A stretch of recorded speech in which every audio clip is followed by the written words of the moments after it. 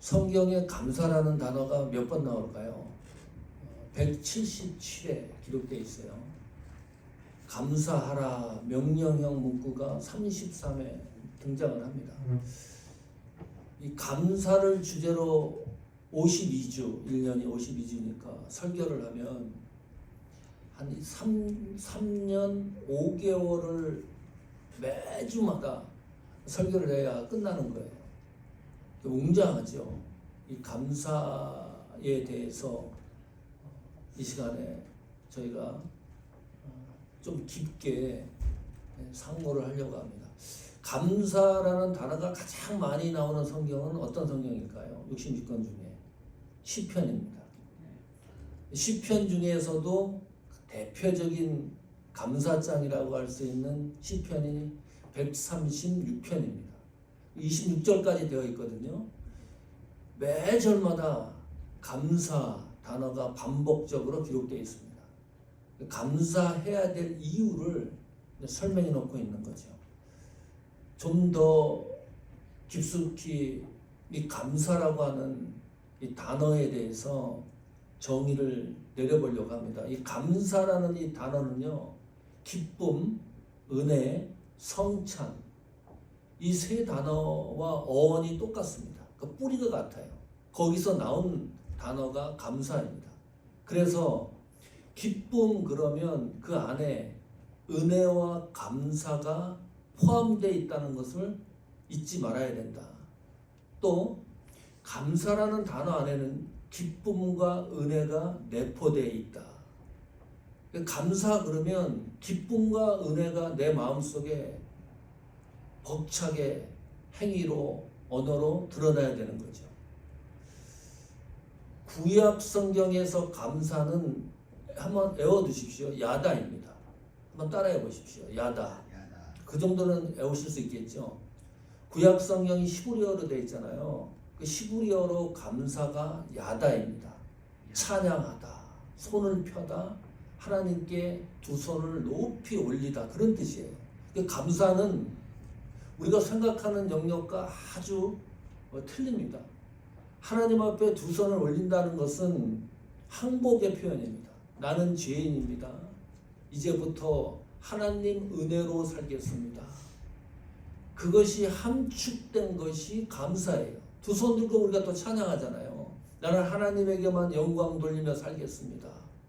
그 신앙의 결단이 포함되어 있는 게 야다, 감사라는 뜻입니다. 헬라어 성경은 좀 복잡한데 이 헬라어에서 말하는 이 감사는 은혜라는 뜻입니다. 그리고 좋다, 선하다 라는 뜻이에요. 그러니까 하나님 앞에 은혜 받은 것을 기쁜 마음으로 반응하는 것, 그것이 감사입니다.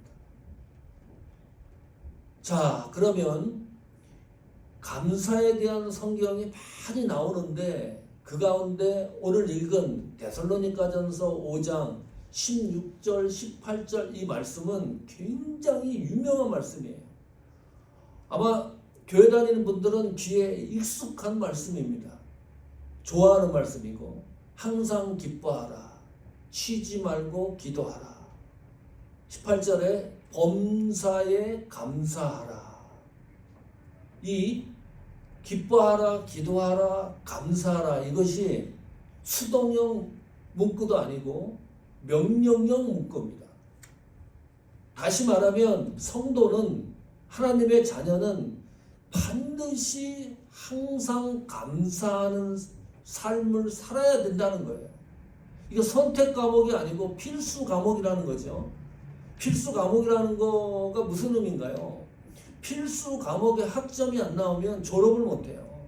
아주 성도가 이 세상을 살아가면서 반드시 해야 될, 삶으로 나타내야 될 요소가 항상 감사하는 거예요. 좀 어렵죠? 네. 쉬운 문제가 결코 아닙니다. 올 한 해 최고의 감사가 무엇입니까? 속으로 대답을 해보십시오. 하나님이 나에게 준 최고의 감사가 뭘까? 두 번째, 어떤 분들은 올 한 해가 최고의 감사의 세월이라고 고백하는 분들이 있고, 또 어떤 분들은 이런 분들도 있어요. 내가 인생을 살아가는 동안에 올해처럼 힘든 삶을 산 적이 없다. 너무 힘들었다. 최악이었다. 그렇게 고백하는 분들도 있어요. 2021년에 퓨 리서치 센터 이 여론조사 기관인데요. 전 세계 17개국 선주국들입니다. 가난한 나라는 포함이 안 되고 거기에 이제 우리나라가 들어갔어요. 17국에 있는 나라들을 대상으로 이런 질문을 했습니다. 삶을 살아가는 동안 가장 가치 있다고 생각하는 것이 무엇이냐, 이 질문을 했어요. 놀라운 거는 한국인이 첫 번째로 이야기한 것이 물질적 행복, 이것이 삶의 최고의 가치라는 거예요. 17개 중에 물질적 가치, 행복을 이야기한 나라는 우리나라가 유일합니다. 두 번째가 우리나라 경우입니다. 두 번째 가장 가치 있는 것은 건강입니다. 그게 가치 있다고 생각하는 거예요. 세 번째가 가정입니다. 물질적 행복, 건강, 가족입니다. 자, 그런데 이제 따져봐야 돼요. 이 보편적인 한국인들이 그렇게 생각을 하고 있다는 거예요. 이 세 가지 요소는 다른 16개국에서도 순위만 틀리지 다 포함되는 내용들입니다. 그러니까 보편적인 사람들은 다 여기에 삶의 최고의 가치를 두고 있는 거예요. 물질, 건강, 가족. 문제는 물질이 사라진다면, 건강했던 몸이 약해진다면, 가정이, 자녀들이, 후손들이 잘 되면 좋은데 안 되는 일이 너무 많아요. 그렇게 된다 그러면 최고의 가치가 흔들리는 거잖아요. 그 최고의 가치가 흔들린다는 것은 기쁨이 없다는 거예요. 감사가 무슨 감사가 있습니까? 최고의 가치가 추락을 하는데. 보편적으로 교회를 다니는 교인들도 이와 유사합니다. 감사를 생각할 때 먼저 생각하는 것이 기준이 누구에게 두는 겁니까? 감사의 기준은 나에게 둬요. 환경에 둡니다. 상황에 둡니다. 내 건강, 또 우리 가정들에게 둡니다. 그리고 감사할 수 있는 조건과 결론을 누가 내리느냐? 내가 내려요. 그래서 이것은 감사하는 일이고 이것은 감사하는 일이 아니에요. 데살로니가전서 5장 16절 말씀에 내가 결정한 감사에 대해서 대입을 해보면 충돌이 일어납니다. 왜냐하면 항상 감사하라. 범사에 감사하라. 성경은 이렇게 말하기 때문입니다. 감사할 수 없는 요소가 너무 많아요. 네? 너무 많이 걸려. 하나님 말씀대로 하면 너무 좋은데 범사에 감사할 수 없으니까 우리가 좌절하고 실망하고 낭망하고 상처 입고 그러잖아요. 우울증에도 걸리고 복잡해지고 삶이 피폐해지고 어떤 사람은 견디다 못해 목숨을 끊는 사람도 있고. 그런데 성경은 범사에 감사하라고 말합니다. 그러니까 우리가 신경을 곤두세울 수밖에 없어요. 안 되는데, 안 되는 상황인데 하나님은 명령 어구를 통해서 항상 감사하라고 얘기하는 거예요. 이유가 뭘까요? 이 말씀 앞에 우리는 어떤 모습을 보여야 되는 건가요? 당연하죠. 하나님, 나는 항상 기뻐할 수 없는 존재입니다. 이 말씀 앞에서 솔직한 고백을 하나님은 듣기를 원하시는 거예요. 하나님, 나는 하나님 은혜대로 항상 살 수 없는 존재입니다. 하나님, 시시때때로 나는 감사할 수는 있어도 하나님 앞에 항상 감사할 수 없는 존재입니다. 하나님이 이렇게 말씀을 해도 그 말씀 앞에 내 자신을 인지하는 거, 이게 우선이에요. 데살로니가전서 5장 16절 18절까지 이 말씀을 읽으면서 나는 무익한 존재입니다. 이렇게 할 수 없는 존재입니다. 항상 하나님 앞에 감사할 수 없는 존재라고 무릎을 꿇기 시작을 하면 18절 말씀이 새롭게 들어오는 거예요. 뭐가 새로운 겁니까? 조건이 내가 결정한 것에서 다른 조건으로 변화되는 것을 발견할 수 있습니다. 18절에 범사에 감사하라. 이것이 그리스도 예수 안에서. 감사의 조건이 어디에 있는 거예요? 예수 그리스도 안에서. 내가 항상 감사할 수 없다는 하나님 앞에 무릎을 꿇기 시작을 하면 이 항상 감사할 수 있는 원리는 예수 그리스도 안에서만 가능하다는 것을 새롭게 발견하는 거예요. 이걸 놓칩니다. 엉뚱한 것에서 감사하려고 그러고 거기에 낭망하고 쓰러져요. 절대 우리는, 인간은 감사할 수 없는 존재예요. 항상 그것도 불가능해요. 그러나 예수 그리스도 안에서는 가능하다는 거예요. 이것이. 왜? 너희를 향하신 하나님의 뜻이니라. 그렇기 때문에 가능한 겁니다. 내 뜻이 아니고 내 결정이 아니고 내 의지대로 기뻐하고 쉬지 말고 기도하고 범사에 감사하는 것이 아니라 하나님 뜻이기 때문에 가능하다. 이거 놓칩니다. 이거 놓치면 평생 신앙생활 하다가도요, 이 말씀이 우리에게 주시는 오묘함, 이 감동을 발견할 수가 없어요. 하나님 뜻이라 그래요. 이게 무슨 뜻입니까? 무슨 의미입니까? 나를 향하신 하나님의 계획과 목적과 성취가 뭐냐? 이 백성처를 향하신 하나님의 계획과 뜻과 목적과 성취가 뭐예요? 나는 이 세상 살아가는 동안에 그리스도 안에서 항상 감사하게 생활하는 것이 하나님이 나를 향하신 목적이에요. 그것이 뜻입니다. 얼마나 웅장해집니까? 적어도 성도는 이 축복을 누려야 되지 않습니까? 이 하나님의 약속인데, 하나님은 나를 향한 확증인데, 날마다 기쁨이 있고 날마다 호흡하고 하나님과 기도로 날마다 감사하는 생활을 하나님 뜻이라고 말씀에 도장을 찍어놨기 때문에 이거 우리가 누려야 되는 거 아니에요? 응? 이거 왜 놓치냐 우리가. 예수 그리스도 안에서 놓치지 말자. 그러면서 이런 생각을 합니다. 그러면 하나님은 왜 성도들을 이 세상 살아가는 동안에 항상 기뻐하고 쉬지 말고 기도하고 범사에 감사하는 생활을 하도록 하셨을까? 이것이 왜 나를 향하신 하나님의 뜻일까가 궁금한 거예요. 왜 하나님은 이렇게 나를 이 세상을 살게 했을까? 이 퀘스천이에요.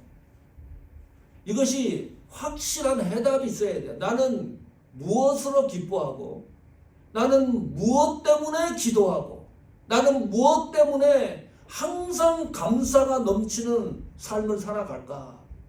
여기에 대한 분명하고 명료한 해답이 있어야 돼요. 그래서 사실은 데살로니가전서 5장 16절부터 18절 이 말씀만 떼어가지고 설교를 하면 하나님이 전달하시고자 하시는 본질적인 의도를 잃어버릴 때가 많습니다. 이 말씀만 가지고 설교를 한다든지 이해를 하면 자꾸 우리 생각이 들어가요. 우리 판단이 들어가고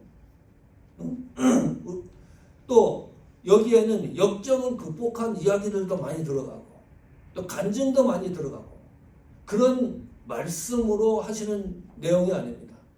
데살로니가전서 5장 16절 18절이 나오게 된 배경을 지금부터 이해하셔야 됩니다. 그래야 이 말씀이 왜 우리 성도들에게 삶의 방향성을 제공하는지를 확실하게 알 수 있다. 데살로니가전서 5장 11절 보십시오. 이렇게 나옵니다. 이 데살로니가전서는 종말의 시대를 살아가는 성도들이 어떻게 살아야 되는지 방향성을 제공해주는 성경이에요. 이렇게 살라는 거예요. 그러므로 피차 권면하고 격려하라는 말입니다. 서로 덕을 세우고 서로 성장하도록 도와주고 너희가 하는 것 같이 하라 그랬습니다. 이런 삶으로 살아가라는 거죠. 12절. 형제들아 우리가 너희에게 구하노니 너희 가운데서 수고하고 주 안에서 너희들을 다스리며 고난하는 자들을 너희가 알고 존중하라는 겁니다. 특히 어떤 사람들을 교회에 헌신하는 사람들, 수고하는 사람들, 이름 없이 빚도 없이 헌신하고 봉사하고 섬기는 사람들을 너희가 존중하고 또 다스리고 권하고 가르치는 사람들을 존중하고 13절도 유사한 거죠. 그들의 역사로 말미암아 사랑 안에서 가장 귀히 여기며 존중하라는 거죠. 너희끼리 화목하라. 자, 14절 보십시오. 14절부터 조금씩 복잡해집니다. 또 형제들아 너희를 권면하노니 훈계하는 겁니다. 게으른 자들을 권계하며 이게 쉬운 문제 아니죠. 마음이 약한 자들을 격려하고 힘없는 자들을 붙들어주고 모든 사람에게 오래 참으라. 다 걸려요. 오래 참는 거에 몽땅 걸립니다. 사람을 대하는 데 있어서 이렇게 되면 얼마나 좋겠어요. 훈계하고 격려하고 힘없는 사람을 붙들어주고 얼마나 좋겠어요. 그런데 모든 사람에게 오래 참으라. 쉽지 않다는 겁니다. 15절 보십시오. 15절은 이렇게 나옵니다. 삼가 누가 누구에게든지 악으로 악을 갚지 말게 하고, 더 복잡해지죠. 서로 대하든지 모든 사람을 대하든지 항상 선을 따르라. 악을 악으로 갚지 마라. 더 어려워집니다. 복잡해졌어요. 이렇게 살라는 거예요. 적어도 하나님의 자녀는 이 세상을 이런 모습으로 살아가라는 거예요. 그리고 나서 데살로니가전서 5장 16절부터 항상 기뻐하라. 이런 말씀이 쉬지 말고 기도하라. 범사에 감사하라는 말씀이 기록된 거예요. 무엇을 위해서? 무엇을 위해서 항상 기뻐하고 쉬지 말고 기도하고 범사에 감사하라는 겁니까? 이런 삶을 위해서. 내 삶이 아니에요. 착각합니다. 마태복음 5장에는 이 데살로니가전서에서 나오는 이 삶의 모형을 아주 우리가 감각적으로 느낄 수 있도록 기록해 놓고 있지 않습니까? 오른뺨 맞으면 왼뺨을 돌려대고, 오리를 같이 가자 그러면 심리를 같이 주고, 이게 쉬운 일입니까? 쉽지 않아요. 응? 원수를 또 사랑하래. 지독하죠.